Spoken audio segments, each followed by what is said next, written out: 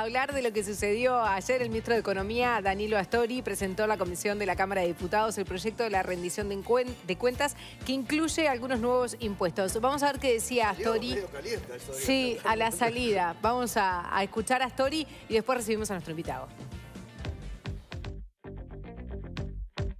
No se puede decir que tenemos un presupuesto que no está financiado. El presupuesto está completamente financiado por las fortalezas financieras que el país ha construido al respecto.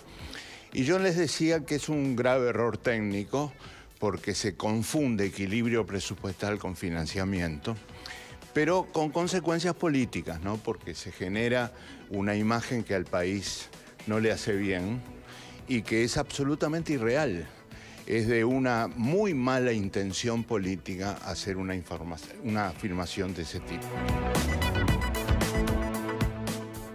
Y recibimos en estudios a Jorge Gandini, diputado del Partido Nacional. Buenos días, gracias por venir, Gandini. Buenos días. Ese palo fue para su gallinero, ¿eh? Sí, total. Salió desequilibrado como presupuesto nacional. Dijo que hay un gravísimo error técnico. Dice, se confunde el equilibrio presupuestal con el financiamiento.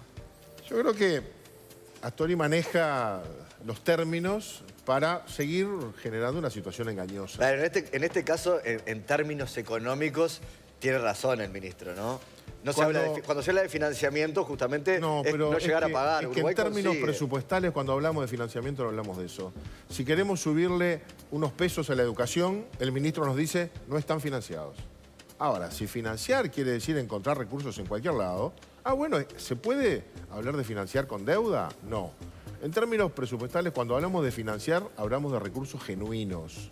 Nos dicen, reasignen, es decir, saquen de otros lados para poner ahí o pongan un impuesto. Pero no nos dicen endeuden. ¿Quiere llamarle desequilibrado?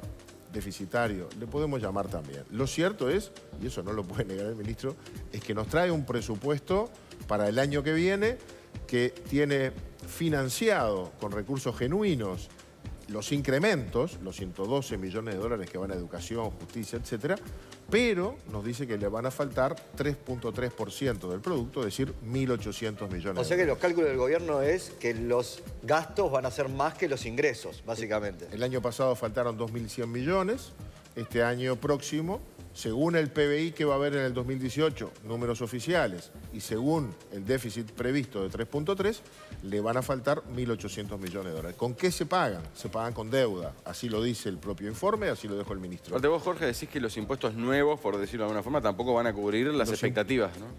La recaudación. La rendición de cuentas viene con un incremento de gastos que son 50 para ANEP, convenio salarial, 12 para universidad, convenio salarial, 10 para los judiciales, la primera cuota del convenio, 72. Y luego tienen que financiar 40 que vienen de un desfasaje de caída de recursos. Esos 112 se financia, el ministro había dicho con 2 impuestos, no, se financian con 3 impuestos. La tasa consular, que ya vimos qué era y cómo afecta, que afecta.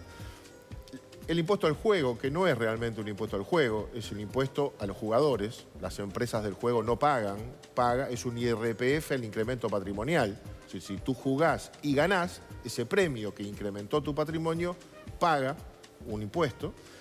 Y luego un impuesto que no se dijo, que son una nueva modalidad para incluir todo lo que son plataformas informáticas, transmisiones por internet, Netflix, aplicaciones, Spotify, donde hay servicios como Netflix o donde hay mediación o intermediación como Airbnb o como Uber. Esos van a pagar renta, como si fuera uruguaya, un 12%, y van a pagar IVA. Eso a nuestro juicio va a dar unos 10 millones de dólares. Con esos ingresos se pagan esos egresos de los que hablábamos recién. Es decir, equilibra el incremento, lo que viene, el gasto que viene de más. Pero lo que no financia de ningún modo, salvo con más endeudamiento, es lo otro, es decir, el componente global. Que ya viene desequilibrado. Y se sigue, porque como no se toca el gasto, se incrementa en lugar de reducir, y como el crecimiento económico no alcanza, entonces se vuelve. ¿Y cuál es el problema? El problema es que la relación entre deuda y producto, que es un ratio que se mide como uno de los aspectos importantes de la macroeconomía, está en el 43%, pero sobre todo el cuadro que está presentado en el informe económico financiero es fuerte, ¿no? El cuadro La tendencia. Sí, 32% hasta hace 2 años y 43% en 2 años. O sea, se incrementó muchísimo el endeudamiento porque las cuentas no dan, porque el gasto público corriente, rígido, fijo, salarios, seguridad social, FONASA, transferencias para intereses, etcétera, cada vez crece más y no crece la economía. ¿Y Gandini dónde recortaría? No, hay que abrirlo el presupuesto, hay que abrirlo. Se nos dice, bueno, el gasto social creció mucho y está muy bien. Está muy bien, lo que pasa es que tiene que ser sustentable. No nos puede venir a decir el ministro, de verdad, no nos puede venir a decir que hay un crecimiento del gasto endógeno que no estaba previsto. Ahora apareció la palabra endógeno, ¿no? Y holístico también. Holístico. Está bien, eso le voy a anotar. Entonces, ¿qué quiere decir? Que no se dieron cuenta que este año iban a pagar 100 millones de dólares de más por pasividad. O sea, que se jubiló más gente de la que tenían previsto. No es verdad. En los cálculos actuariales del BPS está previsto que iba a pasar esto. No nos lo dijeron. Así como nos vienen a decir que cayeron 90 millones de dólares de transferencias que hacía el Banco República por sus ganancias a rentas generales y que este año no corren más porque el banco tiene que capitalizarse por normas del Banco Central. O sea, debemos creer que Vergara no le avisó al equipo económico que iban a venir esas medidas y que los sorprendió. No, lo sabían. Y cuando el ministro dice que si bien la situación regional no está mejor, pero Uruguay retomó la senda de crecimiento, ¿estás de acuerdo con ese análisis? Yo creo que Uruguay tiene una situación de producto...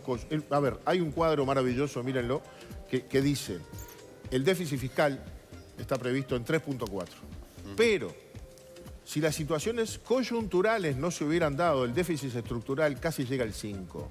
¿Qué nos dice el ministro? Nos dice, tuvimos 2 años con buenas lluvias, tuvimos un turismo excepcional, un tipo de cambio que permitió que Uruguay se beneficiara, y eso no sabemos si se repite el año que viene.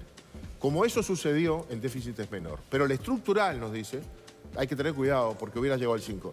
Nos miraba a nosotros, pero le hablaba a la bancada del frente, ¿no? Diciendo, no tire muchacho, mire que la cosa no está fácil. Porque no está fácil. ¿Cómo te cae que Astori diga que hay mala fe política? Y Astori conmigo tiene un problema desde la interpelación del 2007 por el caso Bengoa. La verdad es esa, no me saluda. No he tenido esa fortuna, nos cruzamos y no me saluda. Desde aquella vieja interpelación donde yo todavía le sigo pidiendo que pida perdón. Él dijo, si se demuestra que Bengoa es culpable, yo voy a pedir disculpas, pero mientras tanto... Juan Carlos Bengoa, recordemos porque a lo mejor algunos no se acuerdan. Sí, es verdad. Es director de casinos, procesado. Procesado, yo lo interpelé por ese tema, el ministro lo había puesto como director de casinos del Estado, de 31 casinos. Lo procesaron primero por lo que había hecho en Montevideo. Exactamente. Y en ese momento era el gobierno de Vázquez. Cuando lo procesan, Astori le da todo el respaldo político porque estaba haciendo en casinos del Estado lo mismo que había hecho en los casinos de la Intendencia. Tuvimos esa interpelación en la comisión permanente de la Cámara y tuvimos ese enfrentamiento. Y el ministro dijo, si es culpable, yo lo voy a reconocer, pero mientras no sea declarado culpable, es inocente y le doy todo mi respaldo. Y desde allí fue preso 3 años y medio y nunca pidió disculpas. De ahí tenemos una distancia. No arregla a Astori diciendo que yo tuve mala fe, que es aberrante y mis declaraciones, el tema de fondo. El tema de fondo es que a este presupuesto otra vez viene el ministerio a decir que está financiado y en realidad están equilibrados los ingresos con los egresos que se incrementaron, pero le sigue faltando un monto importante. ¿Y qué hace el gobierno? Y rasca la lata metiendo más impuestos en cosas ya muy marginales, porque ya no hay donde más sacar, porque el IRPF ya está, ¿no? Ya no hay otros impuestos. ¿Cómo afecta a la gente que esté mirando lo de la tasa consular de los productos importados? ¿Eso cómo que aumenta los precios? Primero afecta la credibilidad del país, porque el país tiene hay una tendencia de apertura económica, lo dijo el canciller, y nos deja muy mal parados. Tenemos convenios firmados con la OMC, con el Mercosur, y nos estamos pasando del límite. Segundo, transforma otra vez el costo de la importación, lo lleva a las mismas tasas que estaban en 1998, que fueron bajando. Ahora otra vez vuelve a ese nivel. ¿Qué va a salir más caro? Y por un lado, sí, obviamente un 0 kilómetro, un televisor, son importados netamente, son suntuarios, capaz que no pasa nada. Pero la tecnología médica también lo va a tener. Y las partes que llegan a la industria nacional para producir para el mercado, pero sobre todo es para exportar, también se va a encarecer. Es decir, se va a encarecer un componente de costos nacionales que se agrega ya a altos costos que nos sacan de competencia. ¿Había necesidad? Había necesidad, y bueno, lo que pasa es que tienen que obtener dinero y ya no hay de dónde. Y van contra su propia filosofía. Ferreri dice en El Observador con respecto al tema de las aplicaciones que siempre estuvieron grabadas esas aplicaciones y que ahora lo que cambia es la plataforma en referencia a servicios como la televisión cable.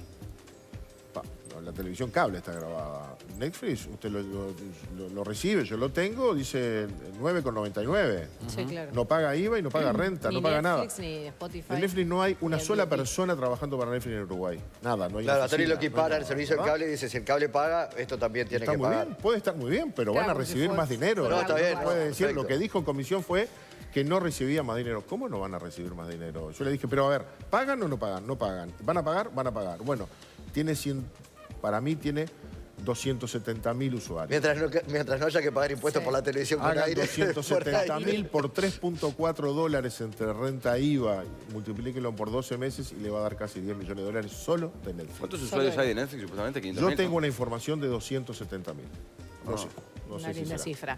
Bien, antes de recibir la rendición, algunos de los representantes de la oposición se reunieron con Gonzalo Mujica, viendo que el Frente Amplio no tiene mayoría automática. ¿Cómo fue esa reunión? Fue una reunión inicial en la que descubrimos que teníamos que esperar que llegara el presupuesto o la rendición para ver el articulado y luego actuar puntualmente, porque hay que ver caso por caso. Es muy difícil ponernos de acuerdo en la globalidad. Ahora tenemos que ir caso por caso. Yo qué sé, le podría decir Hay mucho que... para leer. Vimos una foto que publicó ayer con 3 millones de papeles. Claro, porque la gente cree que la rendición son los 276 artículos. La rendición es el primer artículo, solo el primero, que dice apruébase la rendición de cuentas con tal déficit. Ahí después dice que se abre. Todo lo demás cambia lo que viene, pero la rendición son los números y planillas que vienen. Ahí lo Ahí tiene. está la foto. Ahí está. Ese cadáver al costado de papeles es una rendición. ¿Cuántas llevas de estas además, Jorge? ¿Tenés contado? Sí, yo no sé, pero desde el 85, que fue para mí el mayor aprendizaje, yo era suplente en el 85 y entré por León Morelli los 3 meses del primer presupuesto después de la dictadura. Ahora, Era para que aprendieras, ¿eh? El ¿Qué secreto presupuesto? está en saber buscar y tener equipo para encontrar. Exacto. ¿Cuántos porque no te muñecos podés- tienen que leer eso para encontrar? No, tenés que saber gente que sepa dónde buscar. Claro. Pero desde el Si no, te 85... perdés. Hay decenas o cientos de personas trabajando eso todo el año para entregarlo. Claro. Y vos tenés 10 o 15 días Claro, no te para da. poder Y evaluar. con un grupo de asesores reducido. Claro, yo tengo un buen tributarista que me da una mano, tengo un contador con muchísima experiencia en el tema presupuestal que trabaja directamente conmigo, tengo en mi equipo gente que tiene mucha experiencia como yo de presupuesto, algún abogado muy bueno, y ahí empezamos a trabajar y a hurgar, ¿no? Sí. Claro. Con leer los 276 artículos no alcanza. Gandini, antes de despedirlo, nos gustaría preguntarle por la entrevista de ayer, supongo que la vio, la del vicepresidente Raúl Sendic, la realizó Blanca Rodríguez. Sí, ¿querés que te diga lo que me salió del alma? ¿Qué? Me acordé del rey Juan Carlos. ¿Por qué no te callas? Que habla y la verdad da para seguir hablando. La prudencia del silencio a veces es muy sabia, ¿no? ¿Le parece que era mejor la estrategia de no salir a responder? Es que si va a responder, tiene que responder bien. No puede otra vez decir que se equivocó en poner licenciado adelante y que debería... A ver, ¿tiene título o no tiene título? Si lo tiene, lo tiene que haber traído. Si lo tiene y puso licenciado, aunque no esté revalidado, no pasa nada. El problema es que no estudió eso. Y nos recuerda todo un tema que medio... No estudió, que no estaba terminó sepultado. la carrera, ¿no? Que no estudió ya es un poco... Estudió una cosa que es parecida, Ahí pero va. en todo caso ni siquiera existe acá. Entonces, otra vez saca a los muertos. ¿Para qué? Yo no entiendo, no me gustó. Me pareció que otra vez se enfrentó a sus propias carencias y levanta esas dificultades que tiene. Y la verdad, uno mira las redes y es un tema que parece laudado para la gente. ¿Y cómo cayó en el Partido Nacional lo que dijo de Heber el otro día? ¿Hasta dónde hay otros gastos? Es brutal, ¿no? Porque, primero, el que le autoriza los viáticos a Heber es él. Ahora, en este periodo, Heber Sí, ya claro. viene viajando hace unos Para meses. comparar lo de Heber, que tiene 17 años en el Parlamento, en un cargo internacional designado por el Parlamento uruguayo y que cada parlamento que cambia lo redesigna ahí y además es presidente de una comisión de la Unión Interparlamentaria Mundial, junto con algún otro legislador del Frente, y que obviamente un par de veces por año va.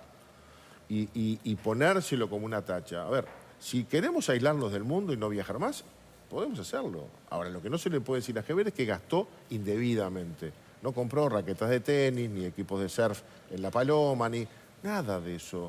Ni anduvo en las perfumerías, ni comprando colchones.